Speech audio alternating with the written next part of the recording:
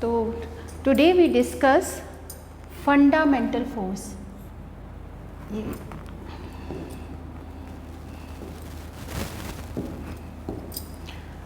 Then today we discuss about fundamental force.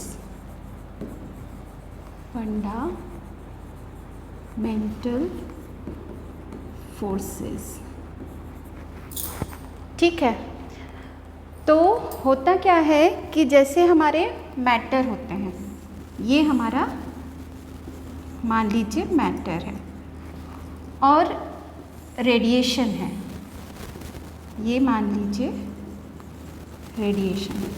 तो matter और radiation में जो इंटरेक्शन होता है वो फोर्सेस के द्वारा होता है. ठीक है. तो हम लिख सकते हैं कि interaction between matter and radiation is governed by fundamental force. Fundamental forces. ठीक है. तो जो इंटरेक्शन होता है मैटर और रेडिएशन के बीच में वो फंडामेंटल फोर्सेस के द्वारा होता है. तो फंडामेंटल फोर्स कितने होते हैं? As we all know the fundamental force is 4 types. There are 4 fundamental force. First is EM force, या इसको हम कहते हैं इलेक्ट्रोमैग्नेटिक फोर्स या इलेक्ट्रोमैग्नेटिक इंटरेक्शन. ठीक है. Second one is gravitational force. Gravitational force से हम लोग सभी परिचित हैं. And third is strong force या स्ट्रॉन्ग न्यूक्लियर फोर्स.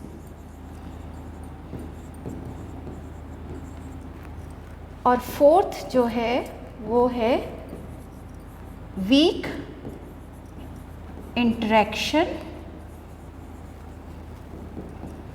फोर्स. तो ये 4 तरीके के हमारे फोर्स होते हैं.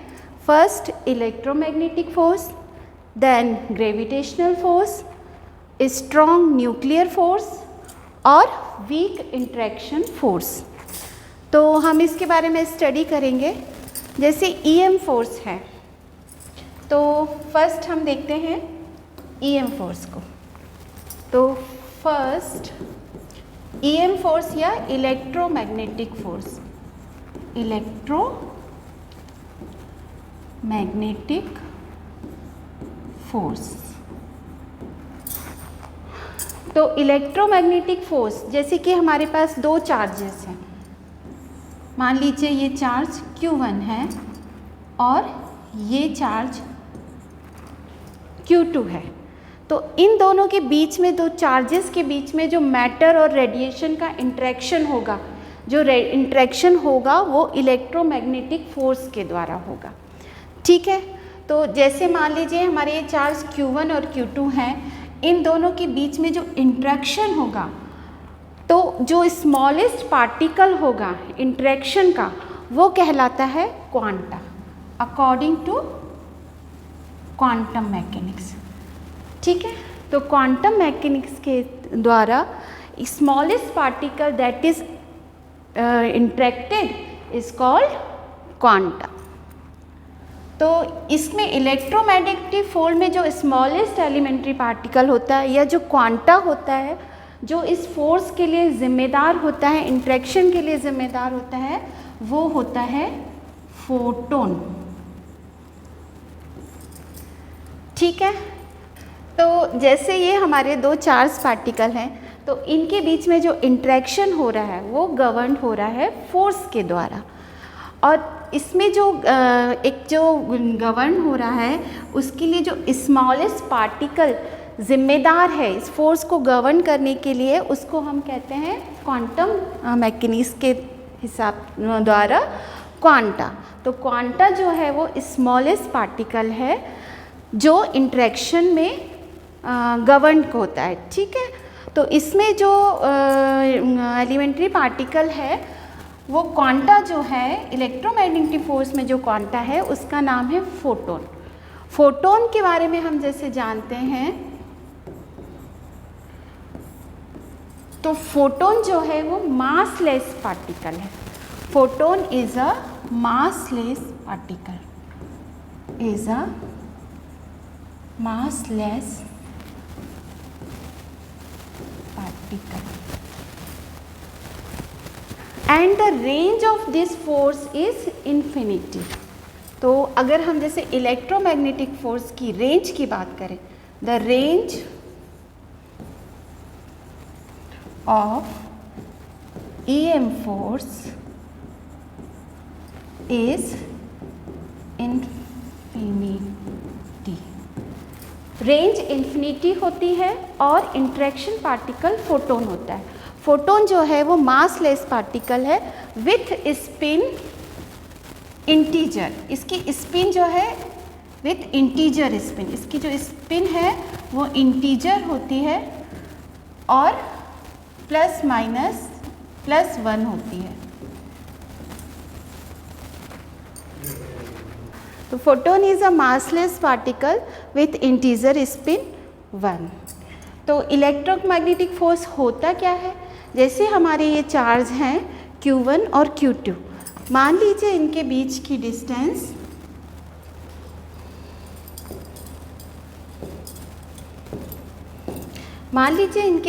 की डिस्टेंस जो है वो r है। तो इलेक्ट्रोमैग्नेटिक फोर्स को हम कैसे डिफाइन करेंगे, फोर्स होगा K Q1 Q2 over r², यानी कि ये जो फोर्स होगा दोनों चार्जेस के मल्टीप्लिकेशन के डायरेक्टली प्रोपोर्शनल होगा और उनके बीच की डिस्टेंस के इनडायरेक्टली प्रोपोर्शनल होगा। और K जो है वो प्रोपोर्शनली कांस्टेंट है। K की वैल्यू क्या होती है, 1/4πε0। तो हम इस फोर्स को लिख सकते हैं F is equal to 1/4πε0 Q1 Q2 over r²। ठीक है। The range of this force is infinite और the interaction particle of this force is photon. ठीक है। तो EM फोर्स से हम लोग वैसे सभी परिचित हैं और ये जो फोर्स है ये इसको हम कूलम फोर्स भी कहते हैं। This force is also known as Coulomb force. ठीक है। तो यही हमारा कूलम लॉ है या कूलम फोर्स है। नेक्स्ट हम आते हैं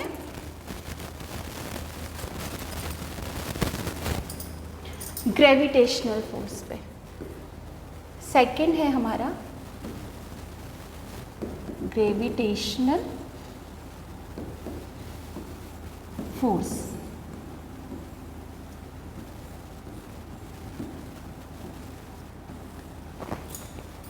तो जो ग्रेविटेशनल फोर्स से हम लोग सभी परिचित हैं और हम लोग सभी इसको जानते हैं। तो इस फोर्स में भी हम देखते हैं जैसे जो मैटर और रेडिएशन का इंटरेक्शन होता है, the interaction of matter and radiation, इसमें जो गवर्न होता है, जो पार्टिकल है, उस जो मैटर और रेडिएशन के फोर्स को गवर्न करता है उसका नाम है ग्रेविटॉन।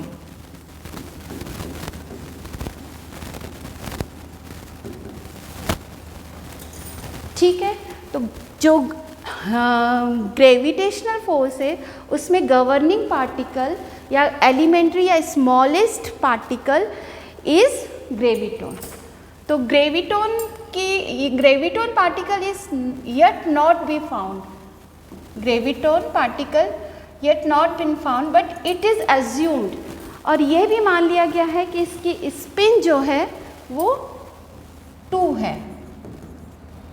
बहुत सारे एक्सपेरिमेंट किए हैं और इससे ये मान लिया गया है कि इसकी ये जो ऐसा कोई एक पार्टिकल है ग्रेविटोन, जो ग्रेविटेशनल फोर्स को गवर्न करता है और इसकी स्पीड जो होगी, बहुत सारे एक्सपेरिमेंट करके और बहुत सारे वो करके मैटर और रेडिएशन के ये माना गया है, ये पता किया गया है कि इसकी स्पिन 2 होगी। ग्रेविटेशनल फोर्स का हम नेचर जानते हैं, तो नेचर कैसा होता है ग्रेविटेशनल फोर्स का? Attractive. The nature of the gravitational force is always attractive. जैसे कि हमारा ईएम फोर्स था, इलेक्ट्रोमैग्नेटिक फोर्स था, वो दो चार्जेस के बीच में लगता है, तो उसमें अट्रैक्शन भी हो सकता है और रिपल्सिव भी हो सकता है। Same charge get repelled each other and जैसे ये सेम चार्ज है तो इनके बीच में जो फोर्स लगेगा वो रिपल्सिव लगेगा, और अनलाइक चार्ज जो होते हैं वो गेट अट्रैक्ट ईच अदर, जबकि gravitational force is always attractive force. The nature of gravitational force is always attractive and the interaction particle is known as graviton. अच्छा, इस फोर्स के बारे में हम जानते हैं। ये फोर्स कैसे दिया जाता है? जैसे कि हमारे दो मास हैं, मान लीजिए हमारा एक मास है m1 और एक मास है m2, और उनके बीच की जो डिस्टेंस है मान लीजिए r है। तो ये जो फोर्स है F, ये भी डायरेक्टली प्रोपोर्शनल होगा दोनों मास के मल्टीप्लिकेशन के, और ये फोर्स इनडायरेक्टली प्रोपोर्शनल होगा उनके बीच की डिस्टेंस के स्क्वायर के। तो फ्रॉम इक्वेशन 1 एंड 2 हम क्या कह सकते हैं? Gravitational force is directly proportional to m1 m2 over r square. और इसी को हम दे सकते हैं, अगर हम ग्रेविटेशनल कांस्टेंट को हटाएंगे तो एक कांस्टेंट आता है g और m1 m2 over r square. तो ये जो फोर्स है F equal to g m1 m2 over r square. इसमें जो g है वो प्रोपोर्शनली कांस्टेंट है और इसको हम ग्रेविटेशनल कांस्टेंट बोलते हैं। इसकी जो वैल्यू होती है 6.67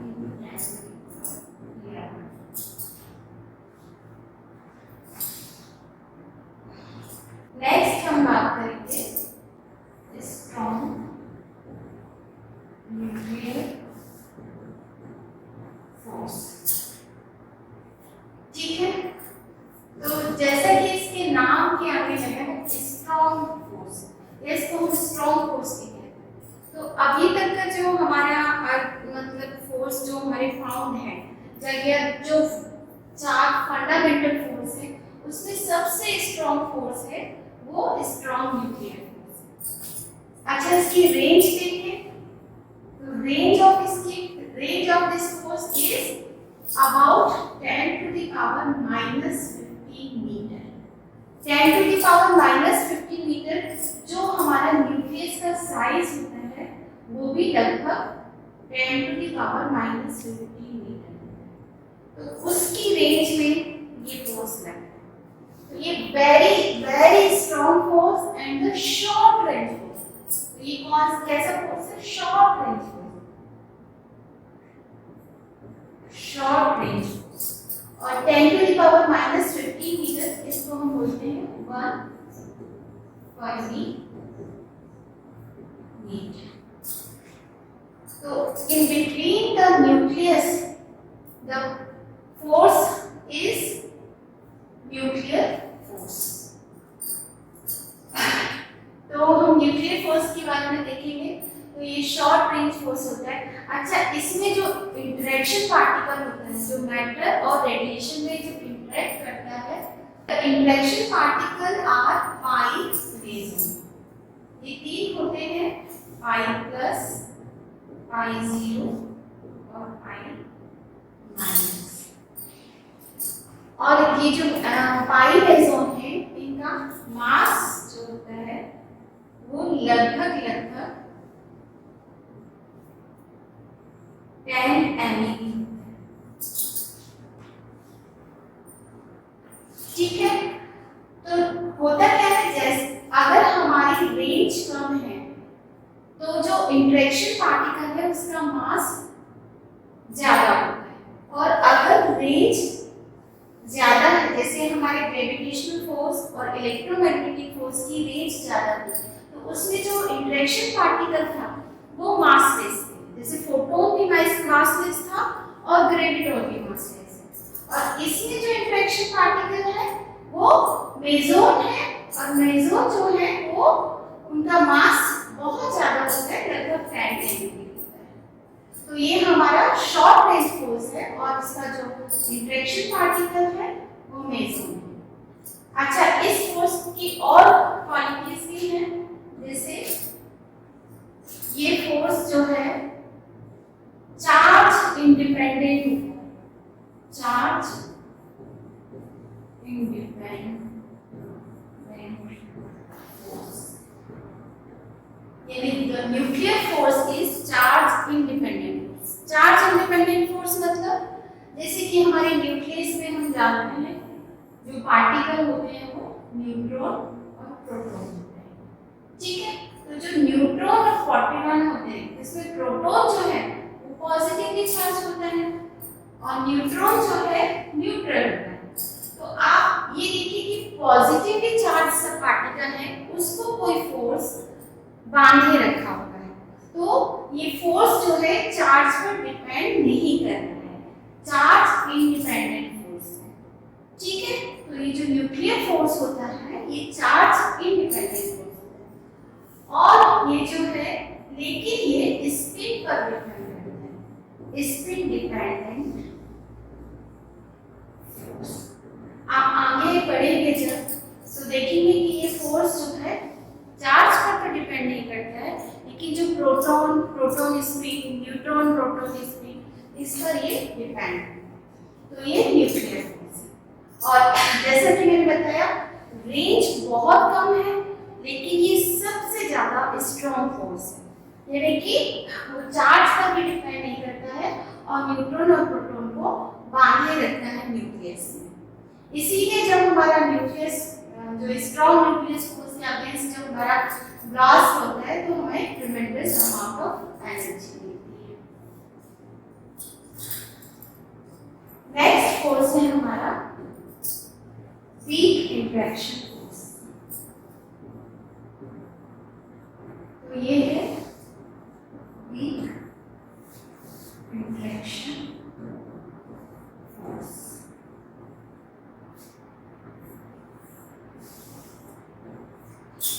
तो जो वीक इंटरेक्शन फोर्स है ये रिस्पॉन्सिबल होता है रेडियो एक्टिव डीके के लिए, ठीक है। तो this force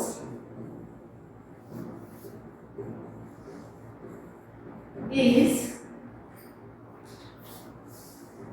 responsible for radioactive decay, या फिर जो भी डीके प्रोसेस होते हैं उसमें ये हमारा फोर्स रिस्पॉन्सिबल होता है। जैसे रेडियो एक्टिव डीके क्या होता है, जैसे हम लोग जानते हैं कि एक न्यूक्लियर फिजन होता है, उसमें जो है हैवियर न्यूक्लियस दो स्मॉलेस्ट न्यूक्लियस में टूटता है, उसको हम न्यूक्लियर फिजन बोलते हैं। तो ये फिजन में जो फोर्स लगता है न्यूक्लियर फिजन में वो रेडियो एक्टिव फोर्स लगता है, ठीक है। अच्छा, इसका इंटरेक्शन पार्टिकल क्या होता है, इसमें जो इंटरेक्शन पार्टिकल होता है the interaction particle of this force is W plus minus or Z boson। तो इसमें जो इंटरेक्शन पार्टिकल होता है वो W plus minus और Z बोसोन होता है, या फिर हम इसको ये बोसोन होते हैं। बोसोन क्या होते हैं, जिनका इंटीजर स्पिन होता है। बोसॉन है इंटीजर स्पिन,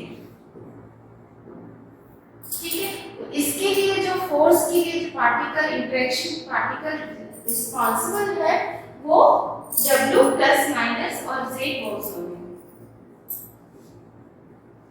ठीक है।